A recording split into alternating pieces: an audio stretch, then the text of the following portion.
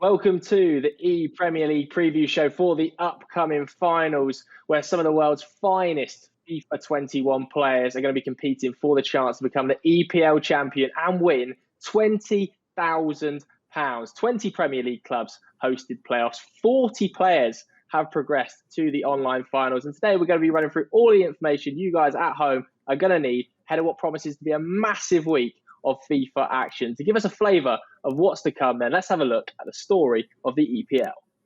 The first ever ePremier League. This is so big. Every single club. It's loyalty, it's passion, it's desire. Ball into the box. Kelly with the header! That's how much it means to him. He is the Xbox champion. I think it's my favourite one, to be honest. F2Tex, what a performer. Hello and welcome to the ePremier League Invitational. That was very sweaty. You know it's disgusting. We both know that was disgusting. And we're seeing it again, and it's a chance for Diogo. And there it is! Diogo Jota has won the tournament. Mahrez into Trezeguet. Oh, he's up by 2. Goes back inside. Pogba gets it back, and it's a second. And now he has won. Tom, you are no longer the bridesmaid. You are now the bride. You are the Premier League champion. Finally. Love it. Absolutely buzzing for this week. And joining me today, I've got a pair of EPL veteran pundits in the form of Mark Hatchett and Dan Gaskin. Lads, brilliant to have you on the show. For people who haven't watched the ePremier League before, can you just give us a little bit of a flavour of what we can expect? I mean, a lot of excitement is the main thing. You've just seen from that little package we've had of 2 years of ePremier League action. It's non-stop roller coaster of emotions for all of the players, for all of the teams. It gets everyone involved who's sat at home and wants to cheer their team on. These players are some of the best in the world. We're very blessed in the European region to have some of the best in the world. It's going to be an amazing spectacle, and I can't wait for it to get underway. I also think what makes it so special, this competition, is people getting to represent the clubs they've supported all their lives. There will be some players who have opted to go for maybe a slightly easier qualification process, or so they thought, but we are seeing some big names representing those clubs that they've supported. For example, previous winner, #Tom, he's now representing Tottenham, so I'm sure that's going to be fun for him. And honestly, it just adds to that excitement, seeing people with that extra bit of passion. Yeah, I love it. And Mark, what's it taken for the players to get to this stage today? It's been a long road, I'll be honest with you. Qualification took place online to find the best 8 Xbox One players and the 8 best PS4 players for each Premier League club. And then from there, each Premier League club actually hosted their own club playoffs to decide which Xbox One player and which PS4 player would represent their club in the finals. Now, the finals themselves are a 3-day event, and you have an Xbox group stage and a quarterfinal on day 1, and then a PlayStation group stage and a quarterfinal on day 2. And then the semis, the finals, and the cross-console final take place on day 3. I'm absolutely buzzing. Now, Dan, the players are at this stage ranked by FIFA Global Series points. If people at home are watching this and don't know what they are and how you kind of collect them, do you want to just explain a little bit more? The Global Series points is basically the ecosystem for competitive FIFA. First and foremost, you have to get 27 wins in Weekend League and FUT Champions, and that will get you a few points. That will allow you to start climbing the ladder. Once you are then verified with those 27 wins, you start to enter competitions, and it's a long old qualification process to get to the big events. But the further you get, the more points you will then accumulate. And the further you get, of course, will allow you to play those bigger players and have the chance to learn more and be a better player yourself. But ultimately, when we look at the leaderboards, you can kind of tell who is the best at the current game because of how many points they've been able to get in the current stages. Yeah, we can have a look at the leaderboard and bring in Ryan Pessoa, the Xbox representative for Manchester City here. This is your side of the draw here then, Ryan. What are your thoughts on this? What are your thoughts and who should we be looking out for? I think first things first, of course, we have to speak about Fnatic Tex being one of the champions of the ePremier League in the first year. And of course, Ololito ranked number 1 by quite some margin in the UK, competing for Leeds United. But there are tons of top competitors, of course, Falcons Diogo for Chelsea, who's Gorilla, who's representing Sheffield United, 11 Stokes for Spurs, you've got myself, you've got Dragon, you've got Painter, you've got so many top players that have been playing for a numerous amount of years. But as I said, every person here that's qualified has qualified through a really tough format. So they've qualified on merit and every player will be tough to beat. Yeah, I love it. We can have a look at some of the groups now for the Xbox side of the tournament. Here we are, the Group A then. Let's just chat about that first. Leeds, joined by West Brom, West Ham, Ryan, your Man City, Newcastle United. Group B sees huge gorilla, who seeded number 2 for Sheffield United, going up against Brighton over Albion, Villa, Man United and Arsenal. Group C will see Chelsea, who are flying really in the Premier League under Thomas Tuchel, seeded number 3 in the Xbox side of things here. They're in a huge group alongside Everton, Spurs, Burnley and Palace. And our final group sees the inaugural ePremier League champion Tex, representing Liverpool, take on Leicester City, Fulham, Southampton and Wolves. Let's do a little bit of a deep dive then on some of these groups. Starting with yours, Ryan. Group A. How are you feeling about it? Are you happy? Are you sad? What are your thoughts? Of course, as I said, every game will be tough. Every opponent's good enough to have reached this stage. But you see, my first game is up against Newcastle United, who the representative for that club is Planet Toast. And I spoke about Ololito being a tough competitor. If I do win the first round, he'll be the opponent that I will play in round 2. And there's also Red Light for West Ham United and Jazz, of course, who are top competitors. But again, every group's tough. I back myself to go the distance anyway. Yeah, I love it. A bit of confidence there. Absolutely love it. Right, let's move on to Group B then. Dan, do you want to take us through Group B? I will, because Arsenal are involved, and that's a team that I would like to play with, and I'm sure Ryan would have liked to play for as well, because he's actually an Arsenal fan, but he's representing Man City. But it's okay, I'll let him off. We've also got previous World Cup winner Gorilla competing in this tournament, and not only is he going to be competing in the tournament, but he's in a group with his coach who was there at that World Cup win, Dragon, who is representing Manchester United. So a lot of spicy matchups in this group, and it'd be great to see those two go up against each other. Yeah, I'm buzzing for that one. Right, let's move on to Group C then. Mark, do you want to just take us through Group C and what we can expect?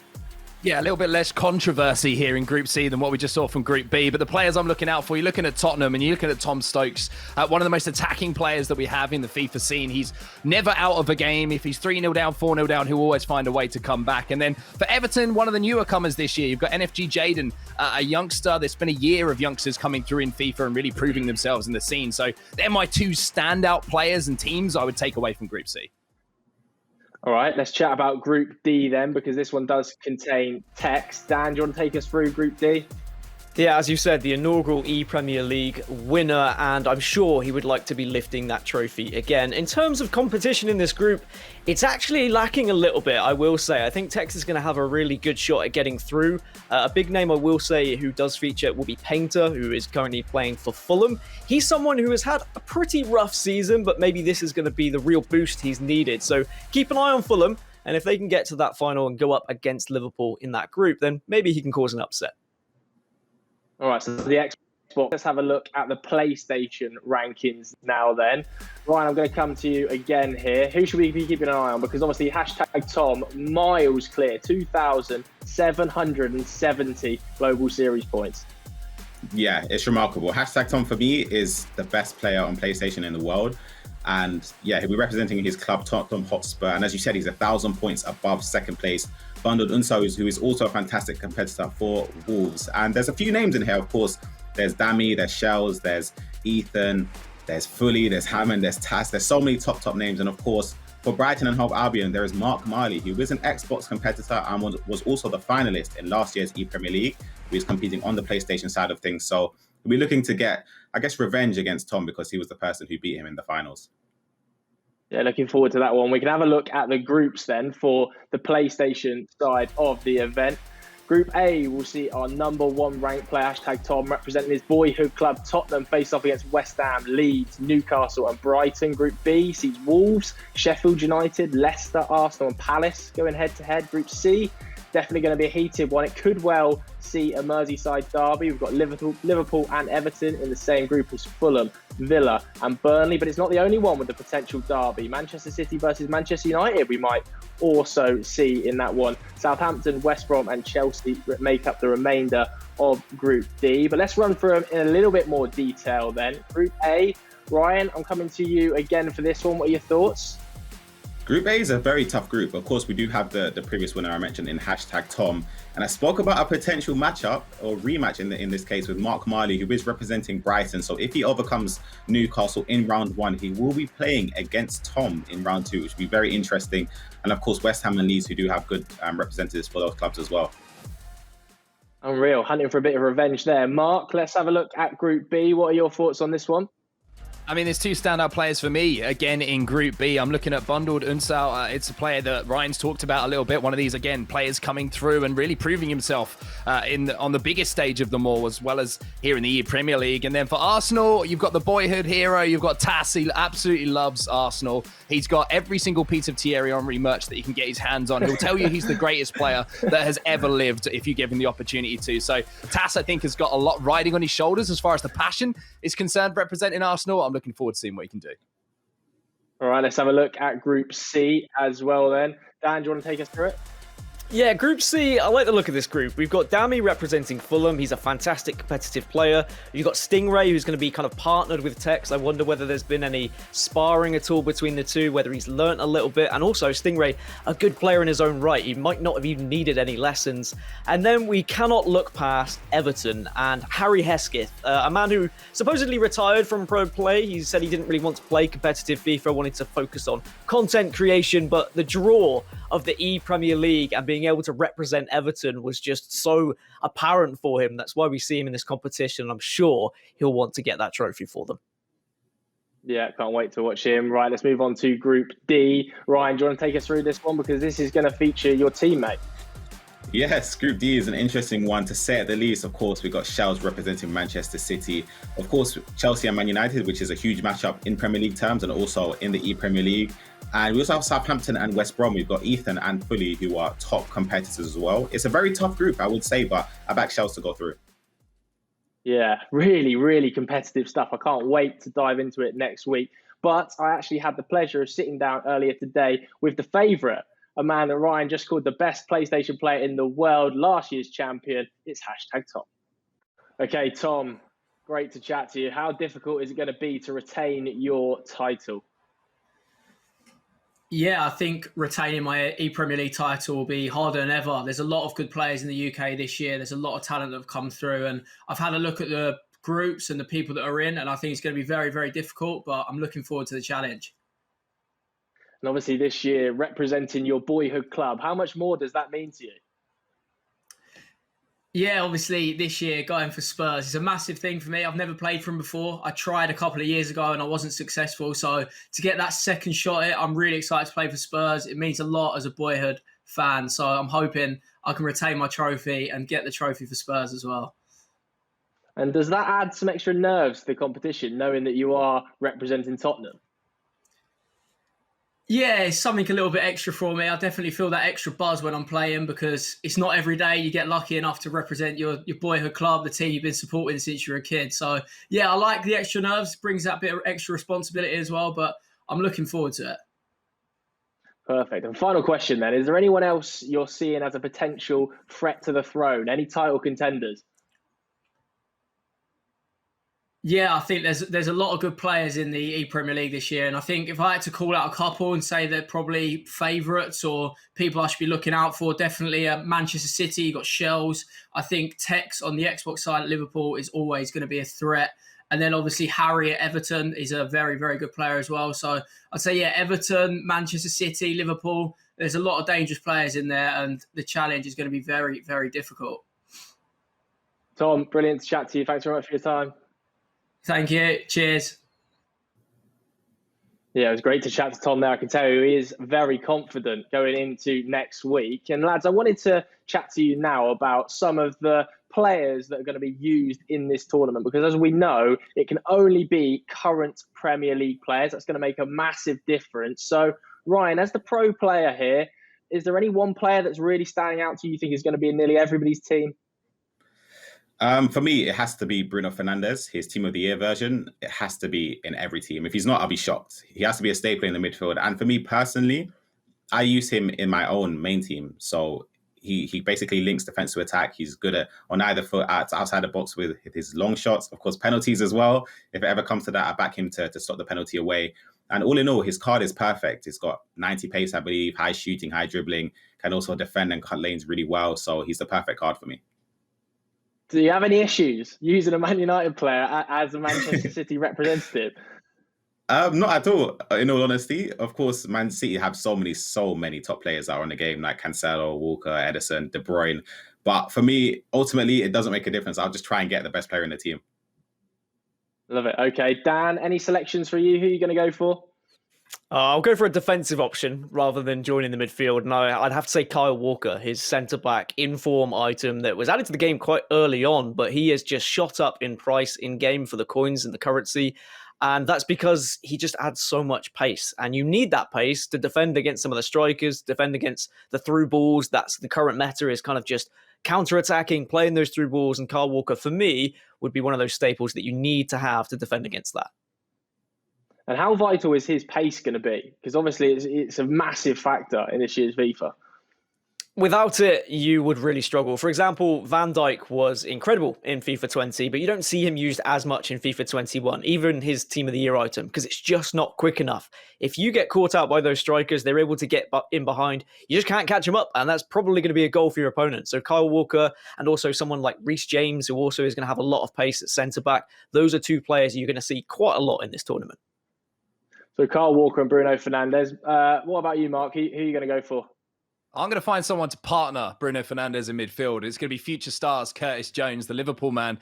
Such a well-rounded foot item in game. He's got good pace, decent defending. He's got decent shooting. He's got decent dribbling. He really can do it all. He's kind of the box-to-box powerhouse, probably the more defensive of the two if you're partnering alongside that Team of the Year, Bruno Fernandes. But he's a great foot item, and he really can do it all. So I think you're going to see that midfield quite a lot. Is there any sort of one formation you think is going to be used an awful lot going into this tournament, Mark? Are you expecting to see one stand out?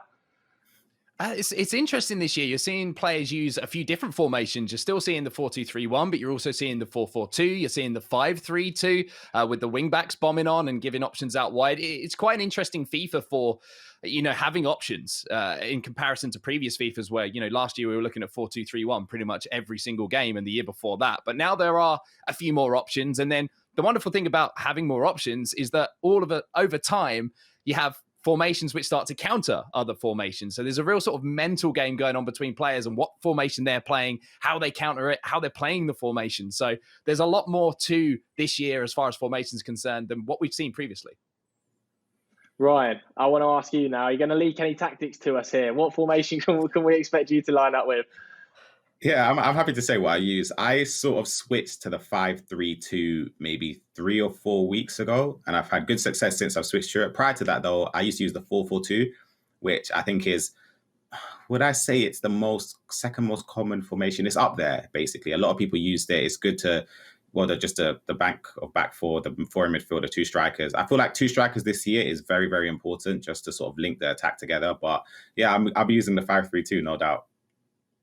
And whilst I'm chatting to you, I really wanted to ask you about sort of your progression to get to this stage of FIFA and just how many hours you've had to dedicate. Because maybe some of the viewers will be watching this thinking, esports, it's not all that. But it really is hours and hours of training and dedication, isn't it?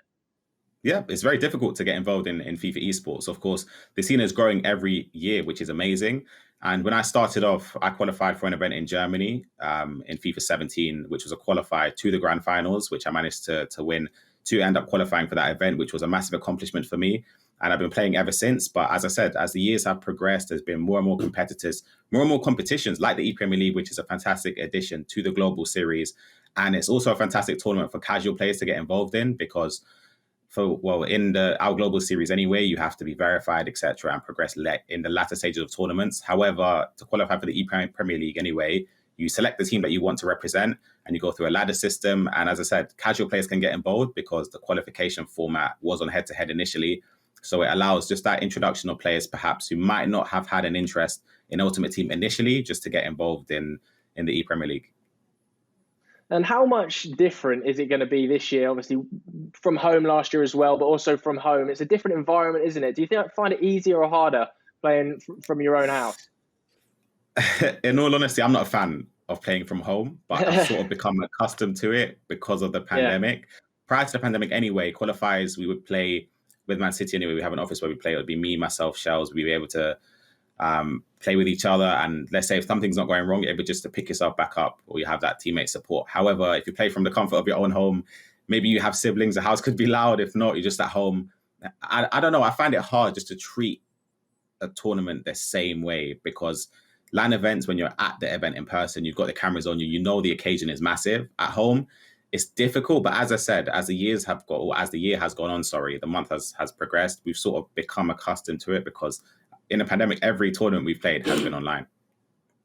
Yeah, I mean, final question then. Obviously, you're representing Manchester City, absolutely flying in the Premier League. Does that add a little bit of extra pressure to you?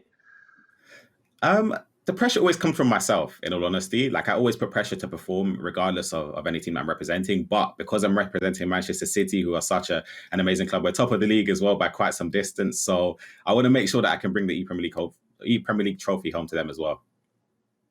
Love it. Absolutely fantastic to chat to you today, Ryan. Fantastic to chat to Dan and Mark as well. I'll see you guys next week. And you guys at home will be able to watch the ePremier League as well. March the 23rd, we'll see the Xbox group stages and quarterfinals. March the 24th, we'll see the PlayStation group stages and quarterfinals. Then March the 26th, the big one, the PlayStation Xbox semi-finals and finals, as well as the cross-console grand finale. That's going to take place March the 26th. Absolutely buzzing for that one. Thanks everybody for tuning in. We'll see you soon.